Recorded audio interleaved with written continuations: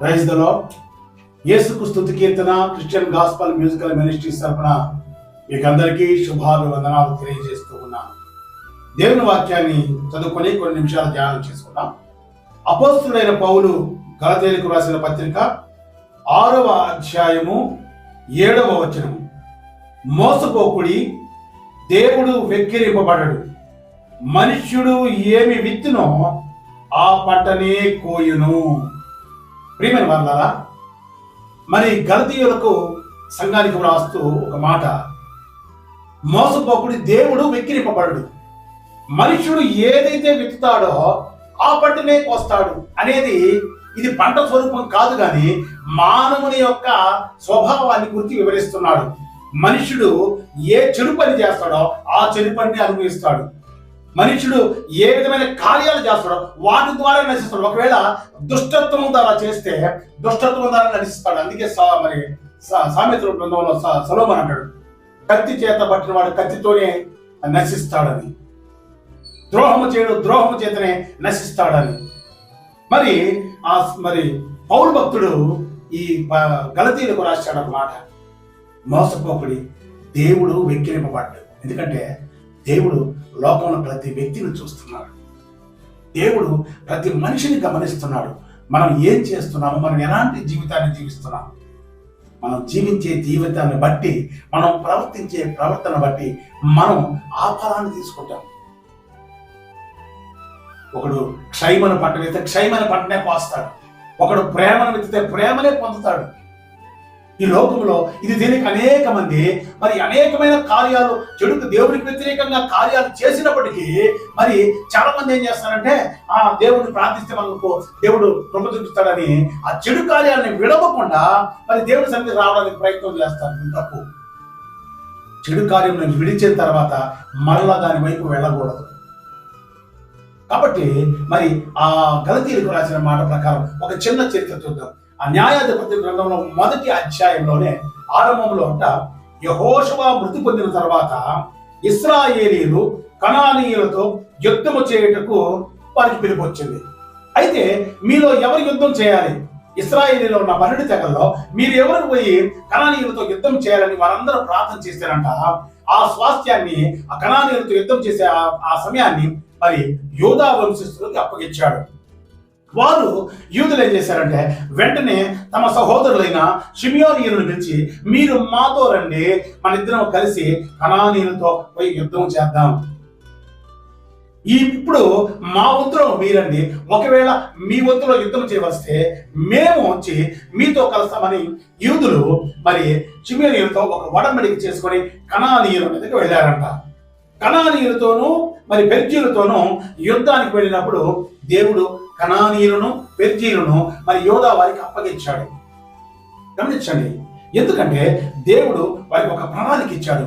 కనాను మీకు ఇవ్వబోతున్నాను, యోదా వంశం వారికి ఇస్తాను, కాబట్టి మీరు కనానీయులతోనూ పెర్జీలతోనూ యుద్ధం చేయమన్నాడు. వారు వెళ్ళి యుద్ధం చేసి గెలిచారు. అక్కడ జెబోకులో 10,000 మందిని చచ్చిపోయారంట. జెబేకులో 10,000 మందిని హతం చేశారు. ఆ తర్వాత ఆ జెబేకులో అదోనియా జెబేకు అనే రాజు ఉన్నాడు. ఆ రాజును సంహరించడానికి వెళితే ఆ రాజు పారిపోయాడు. ఇశ్రాయేలు దగ్గర నుంచి యూదుల దగ్గర నుంచి జెబేకు పారిపోవడం ప్రారంభించాడు. అతని పేరు అదోనియా జెబేకు. అతను పారిపోతూ ఉంటే వెళ్ళి ఇశ్రాయేలు యూదులు తరిమి పట్టుకొని అతని బొటన వేలును, చేతి బొటన వేలు, కాళ్ళు బొటన వేలు కోసేశారంట. ఎప్పుడైతే ఆ కాలు బొటన వేలు, చేతి బొటన వేలు కోస్తారో ఈ అదోనియా జెబేకు చేసిన పని ఏంటంటే, ఇంతకు మునుపంట 70 మంది రాజులను అతను పట్టుకున్నప్పుడు వారి చేతులు, కాళ్ళు, బొటన వేలు కోసేస్తే వారు అదోనియా తినే ఆ భోజనపు బల్ల మీద నుంచి కింద పడే ఆ రొట్టెలు తింటున్నారంట. అక్కడ అంటాడాయన, అయ్యో, నేను ఇంతకు ముందు నేను ఏ 70 మందికి కాలు, చేతుల బొటన వేలు కోసానో వారందరూ నా బల్ల నుంచి పడే రొట్టె మొక్కలు ఏరుకొని తిన్నారు. ఇప్పుడు దేవుడు నాకు అదే పరిస్థితిని ఇచ్చాడు అని మాట్లాడతాడు. అందుకే అంటాడు, మోసపోకుడి, ఏది విత్తుతామో అదే కోస్తాము. ఇప్పుడు అదోనియా ఏం చేశాడంటే పట్టుకున్న రాజులను, గెలిచిన రాజులను వారి చేతులు కాళ్ళ యొక్క బొటన వేలు కోసేసి తన ఇంట్లో బానిసలుగా పెట్టుకుంటే వారంతా తమ బల్ల మీద పడే ముక్కలేరు పొందింటారు 70 మంది రాజులు. ఇప్పుడు ఇశ్రాయేలీయులు మరి అదోనియాకు అదే పని చేస్తే ఆయన అంటున్నమాట, దేవుడు నేను ఏం చేశాను అది, ఏది విత్తానో అదే కోశాను. ప్రియమైన వాళ్ళారా గమనించండి, మనుష్యుడా మోసపోకు, దేవుడు మోసపోడు. మనం ఏది విత్తుతామో అదే కోస్తాం, మనం ఏ పంట విత్తుతామో అదే కోస్తాం.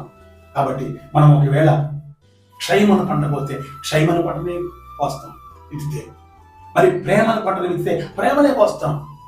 యేసుక్రీస్తు ప్రభువు అంటాడు, అక్కడ గలతీయులకు రాసిన పత్రికలో అంటాడు, చూడండి, మేలు చేయుట యందు ఏ విసుకకు ఎందుము, మనము మేలు చేయుట యందు విసుకక ఉంటే ఆ మేలుకు తగిన ఫలాన్ని మనం కోస్తాం.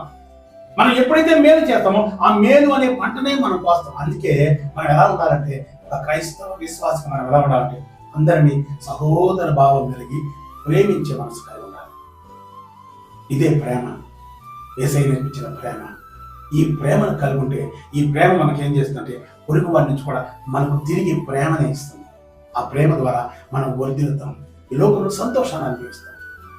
అలా కాకుండా ఒకవేళ మనం క్షయమను పంటను కోస్తే, చూడండి అదోనియా ఎలా 70 మంది రాజులకు మరి కాలు చేతుల బొటన వేలు కోసిన తర్వాత అతని విషయంలో కూడా దేవుడు అదే కొలత కొలిసి అతను కూడా మరి యూదులు పట్టుకొని కాలు చేతుల బొటన వేలు కోసేశాడు. జాగ్రత్త, దేవుడు ఈరోజు మనతో మాట్లాడుతున్నాడు. మనం ప్రేమ అనే విత్తనాన్ని వేద్దాం, ప్రేమ అనే పంటను కోద్దాం. అట్టి కృప దేవుడు మనకు దయచేసి కాపాడను గాక. ఆమేన్. ప్రార్థన చేసుకుందాం. పరిశుద్ధుడైన తండ్రి, నీకు వందనాలు. చెప్పబడిన వాక్యాన్ని మీరు దీవించండి అయ్యా. మేము ప్రేమ కలిగి జీవించి ప్రేమను పంచితే ప్రేమను తిరిగి పొందుతామని మీ వాక్యం ద్వారా సెలవించారు. అలాగే ప్రభా, సంతోషాన్ని ఇతరులకు పంచితే ఆ సంతోషాన్ని మేము తిరిగి పొందగలమయ్యా. అట్టి మనసును మాకు దయచేయండి. వాక్యాన్ని విన్న ప్రతి బిడ్డను మీరు జ్ఞాపకం చేసుకోండి. ప్రతి ఒక్కరి హృదయంలో ప్రేమ అనే విత్తనాలను మీరు ఫలింపచేయండి. మీ కృప మాత్రం ఉంచండి.